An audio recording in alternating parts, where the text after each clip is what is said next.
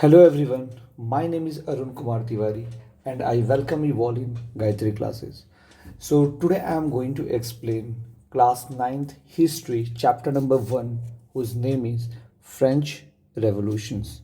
Okay so इस chapters में हम लोग बेसिकली देखने वाले हैं कि कैसे फ्रांस में रेवोल्यूशन होता है और कैसे सारे लोग मिलकर पूरे फ्रांस से मोनार्की सिस्टम्स को हटाकर MONARCHY मोनार्की सिस्टम को हटाकर और वहाँ पे लोग जो हैं क्या लाते हैं बताइए, डेमोक्रेसी। ठीक है, मोनार्की मीन्स क्या होता है? मोनार्की आइदर किंग और queen control the whole country, right. तो लोग जो हैं पूरे मोनार्की सिस्टम्स को वहाँ पे हटाते हैं और वहाँ पे डेमोक्रेसी लाते हैं। ठीक है, तो क्लास नाइन्थ में हम लोग पढ़ेंगे फ्रेंच रेवोल्यूशन मीन्स फ्रांस में जो रेवोल्यूशंस का क्या कारण था, वहाँ पे किंग के अगेंस्ट में लोग कैसे जो है फाइट करते हैं और मोनार्की सिस्टम को कम्प्लीटली हटाते हैं और वहाँ पे डेमोक्रेटिक कंट्री उसको बनाते हैं। डेमोक्रेसी मतलब नेशनलिज्म वहाँ पे लाते हैं।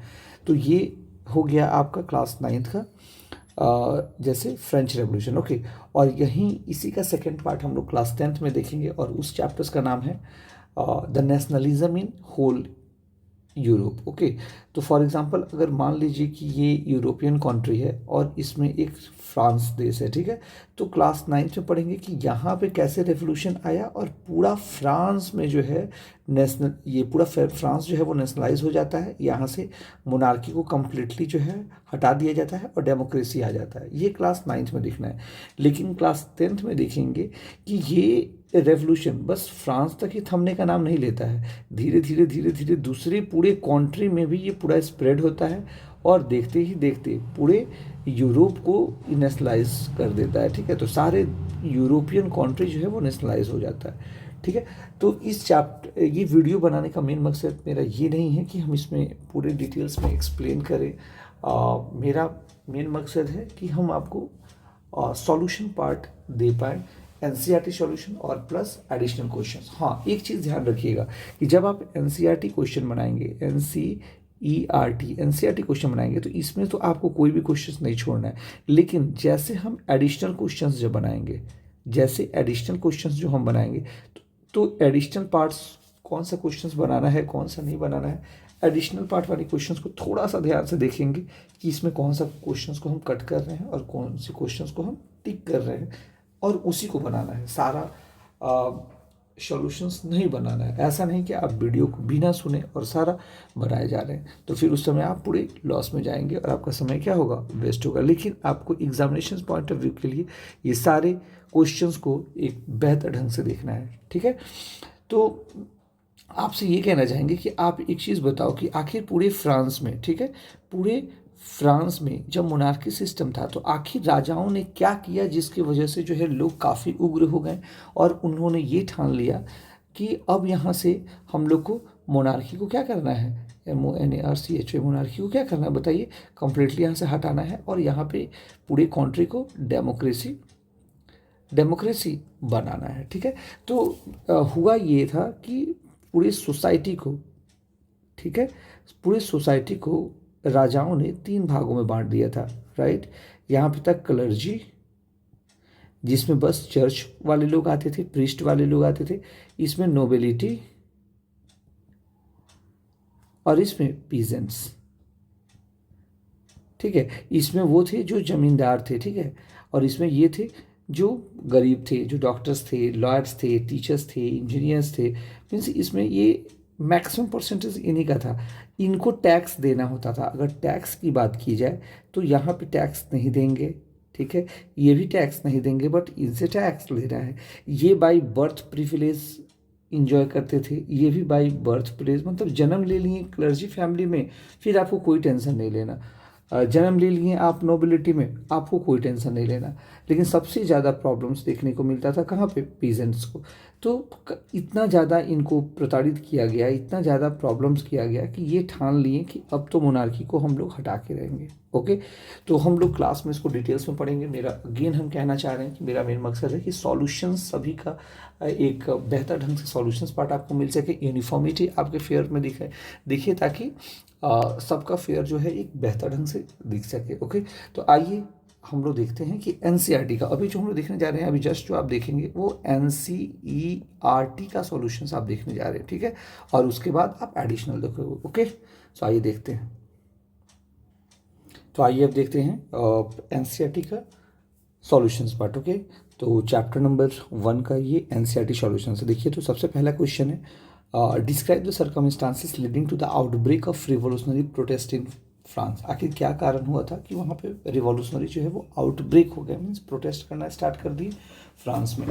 तो ये पहला नंबर क्वेश्चन है और इसका आंसर आप देखेंगे, ये सारा आंसर है, ठीक है। तो इसका 3 कारण था, देखिए, सोशल इनइक्वालिटी, सबसिस्टेंस क्राइसिस और इकोनॉमिक प्रॉब्लम्स। इसको बनाना है, हम बार बार कह रहे हैं एनसीईआरटी का क्वेश्चंस को छोड़ना नहीं है। ये 4 से 5 मार्क्स का मीन्स ये आंसर आएगा, ठीक है, क्वेश्चन आएगा, ये आपको बनाना है। क्वेश्चन नंबर 2 देखेंगे, which group of French society benefited from the revolutions and which groups were forced to relinquish power. देखिए इसका सारा, the richer member of the third state, जो मिडिल क्लास थे उनको ज़्यादा बेनिफिट, तो ये था आपका आंसर। इसको हम लोग क्लास में और डिटेल्स में अच्छे से देखेंगे, ठीक है, बट अभी आपको फिर से हम कह रहे हैं कि सॉल्यूशन पार्ट दे रहे हैं तो थोड़ा अच्छे से देख लेंगे, ठीक है। क्वेश्चन नंबर 3 देखिए, describe the legacy of the French revolutions for the people of the world during the 19th and the 20th century. ठीक है, ये भी बहुत इंपॉर्टेंट क्वेश्चन है, इस बार थोड़ा अच्छे से देख लेंगे। एनसीईआरटी का फिर से हम कह रहे हैं कोई भी क्वेश्चंस एंड आंसर्स को छोड़ना नहीं है। ये क्वेश्चन नंबर 4 हो गया आपका, देखिए। उसके बाद हम लोग देखेंगे क्वेश्चन नंबर 5 आप देख लीजिए, क्वेश्चन नंबर 5 ये सारा एनसीईआरटी क्वेश्चन है, ठीक है। क्वेश्चन नंबर 4 का देखिए, right to justice and security, ये पार्ट था। उसके बाद से क्वेश्चन नंबर 5 आप देख लेंगे, ठीक है। और उसके बाद से क्वेश्चन नंबर 6 देखेंगे, how would you explain the rise of Napoleon, मतलब नेपोलियन बोनापार्ट कैसे उभर के आता है, तो ये देखेंगे। ये क्वेश्चन भी बहुत इंपॉर्टेंट है, ठीक है। तो आपके चैप्टर्स में बस इतना ही क्वेश्चंस दिया हुआ है, तो आप बहुत लकी हैं जो आपको ज़्यादा मेहनत नहीं करना है और इतना ही से आपका काम चल जाएगा। बट जो हम एडिशनल क्वेश्चंस देंगे उस पर थोड़ा सा अच्छे से ध्यान दे रहे हैं। फिर हम कह रहे हैं कि वीडियो हम, मेरा मेन मकसद नहीं है कि हम पढ़ा तो हम क्लास में रहते ही हैं, ठीक है। यहाँ पे बस यूनिफॉर्मिटी मिल सके, आपका फेयर अच्छे से हो जाए, ठीक है। इसको समझ के अपने लैंग्वेज में आपको लिखने का कोशिश करना है, ठीक है, वो एक बेहतर आंसर होगा और दिखने में भी काफ़ी अट्रैक्टिव लगेगा। ओके, तो इतना ही आपका क्वेश्चन एंड आंसर है, ठीक है। अब हम लोग देखेंगे कुछ एडिशनल क्वेश्चंस, ठीक है। फिर से आप यहाँ पे देखेंगे, ये भी बहुत इंपॉर्टेंट है, इसलिए ये लाइन तो बहुत इंपॉर्टेंट है। The French revolution is regarded as a remarkable event in the history. History में इसका एक अलग मतलब रिमार्केबल इवेंट्स, ये घटना है, मतलब इसको भूलने वाली ये घटना नहीं है, ये एक यादगार घटना है हमारे हिस्ट्री, वर्ल्ड हिस्ट्री में, ठीक है। और देखिए कैसे लोग जो हैं, बास्टिल जो है वो राजा का किला होता था, लोगों को लगता था कि बास्टिल ही राजा का क्या है, पावर है।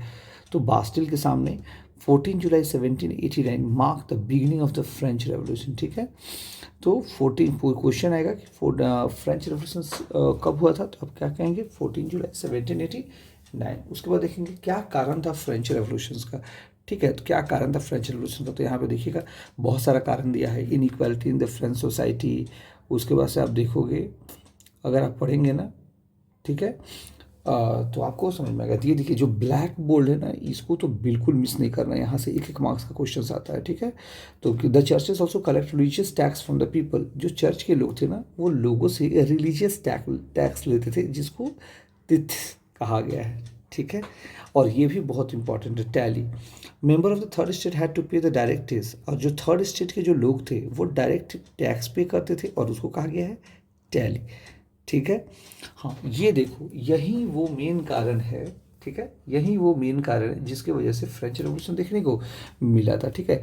ये देखिएगा फॉर ट्रायंगुलर शेप में ही दिया हुआ है, ठीक है। तो सबसे ऊपर वाले कम स्पेस है, उससे ज़्यादा थोड़ा सा ज़्यादा, और सबसे ज़्यादा ठीक है। तो ये देखो, ये ऊपर वाला जो है वो फर्स्ट स्टेट के लोग हैं और इसमें रोमन कैथोलिक क्लर्जीज होते थे, इनको टैक्स देने की ज़रूरत नहीं पड़ती थी, इनको टैक्स मिलता था।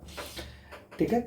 तो एक ये हो गया। तो ये बाई बर्थ अपना प्रिविलेज जो है वो क्या करते थे, इंजॉय करते थे। सेकेंड स्टेट में जितने भी जमींदार लोग हैं इनका संख्या बहुत कम था और इनका संख्या जो था कम से कम 2% था। ठीक है, मात्र 2% इनका पॉपुलेशन था। जो मैक्सिमम था वो यहाँ से थे लोग।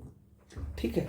तो यही वो कारण था, क्योंकि इनको टैक्स नहीं देना होता था, इनको भी टैक्स नहीं देना होता था, सबसे ज़्यादा टैक्स इन्हीं को देना पड़ता था। मतलब लोग ऊब चुके थे यार, हर चीज़ महंगा होते जा रहा था और टैक्स जो है वो क्या होते जा रहा था, टैक्स भी बढ़ते जाता और सबसे ज़्यादा टैक्स जो है वो इन्हीं से लिया जाता था। ठीक है, इनसे तो नामात्र का टैक्स और इनसे भी नामात्र का टैक्स, यही वो कारण था। लोग जो है वो ऊब चुके थे। ठीक है। तो उसके बाद से हम लोग थोड़ा सा आगे वाला पार्ट देखेंगे। अब हम कोशिश करेंगे कि कुछ एक्सप्लेन ना करें, वीडियो काफ़ी लंबा चला जाएगा, आपको एडिशनल क्वेश्चंस दिखाएं। ओके, ये वाला पिक्चर भी बहुत बहुत इम्पॉर्टेंट है।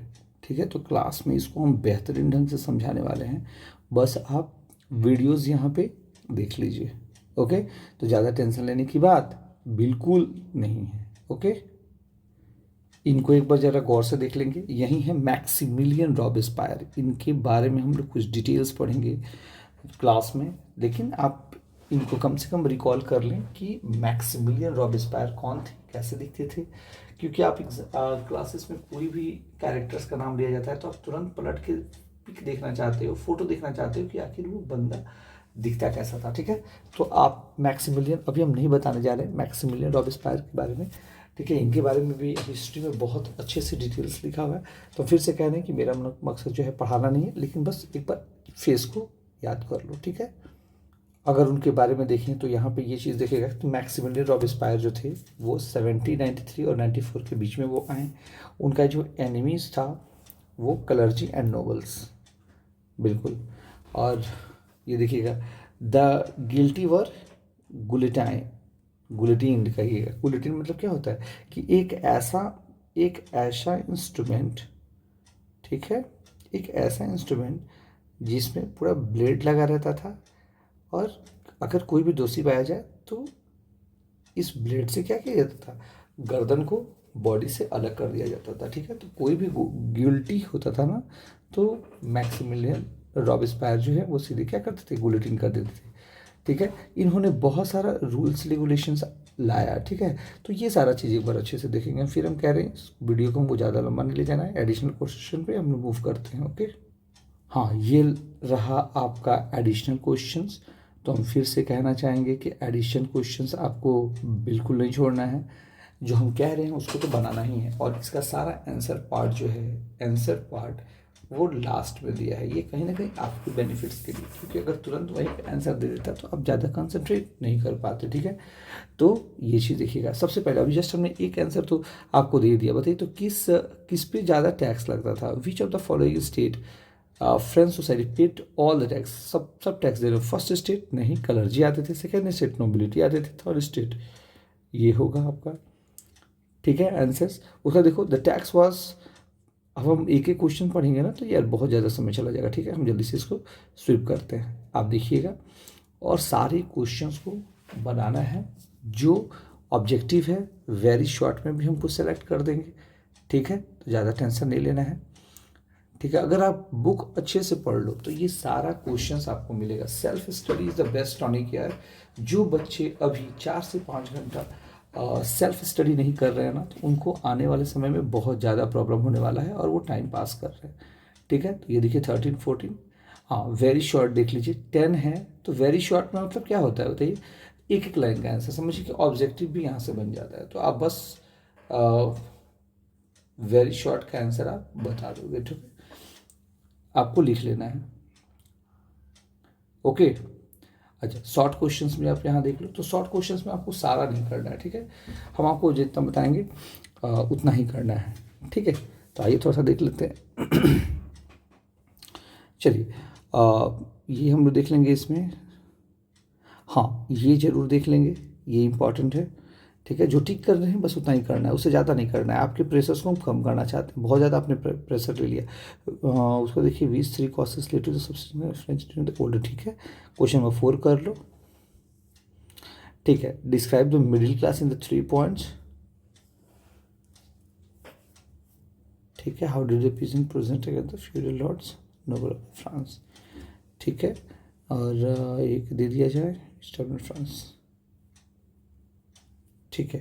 क्वेश्चन नंबर 4, मतलब आप 4 ही बनाओगे, ज़्यादा बनाने की ज़रूरत नहीं है, ठीक है। लॉन्ग में भी अगर आप देखते हैं तो ये ज़रूर आप देखेंगे, ये इम्पॉर्टेंट है, ठीक है। उसके बाद से